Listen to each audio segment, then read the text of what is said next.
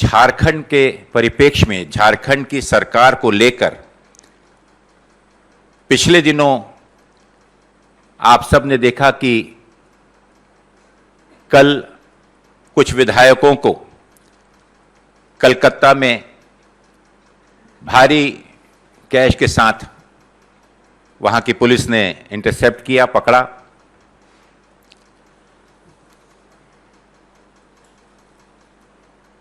विशेष रूप से आप सब जानते हैं कि झारखंड की चुनी हुई सरकार को पिछले 2 सालों से सतत एक जैसा प्रयत्न शुरू है कि उसको किसी प्रकार से अस्थिर किया जाए, उसे कमजोर किया जाए, वहां पर सत्ता परिवर्तन किया जाए।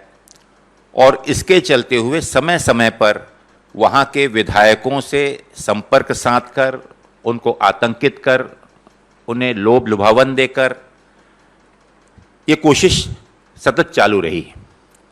इससे पहले भी चंद महीनों पहले कुछ विधायकों के साथ संपर्क करते हुए भारतीय जनता पार्टी के नेताओं के खिलाफ एक एफआईआर भी रांची में दर्ज की गई थी, जिसका केस अभी भी शुरू है।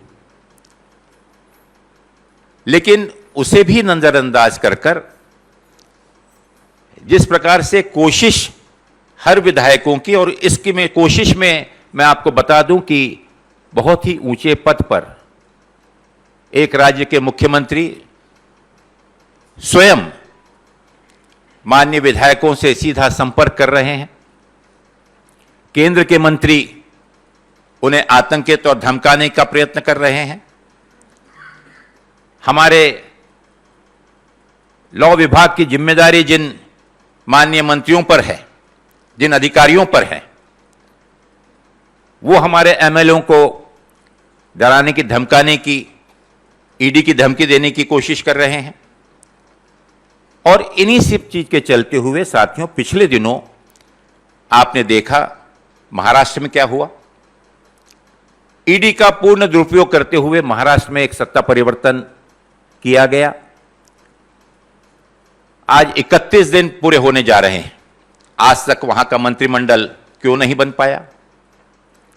स्पष्ट है कि जिस असंवैधानिक तरीके से, गलत तरीके से वहां पर सरकार बदली गई, आज के वर्तमान माननीय मुख्यमंत्री, उप मुख्यमंत्री स्वयं इस चीज को लेकर चिंता में है कि अगर मंत्रिमंडल घोषित किया गया तो ये शायद हफ्ता भर भी नहीं टिक पाएगा।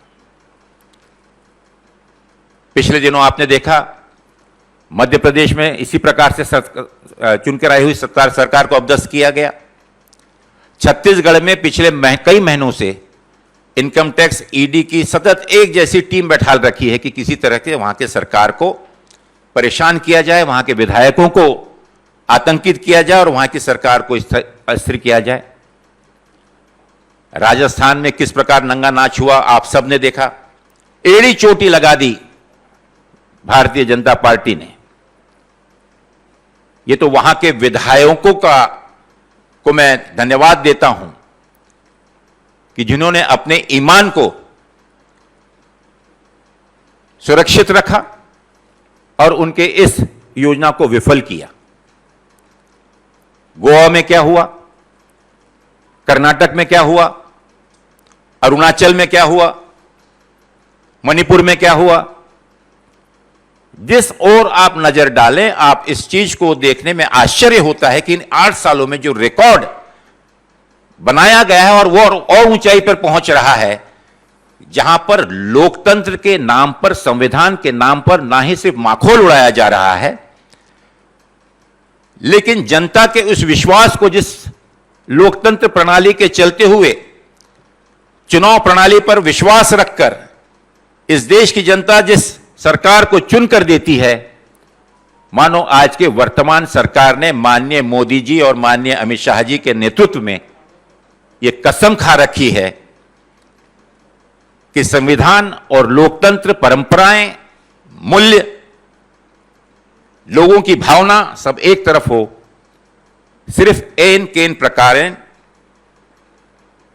गैर भाजपाई सरकारों को अपदस्थ कर भारतीय जनता पार्टी की सरकार को स्थापित किया जाए।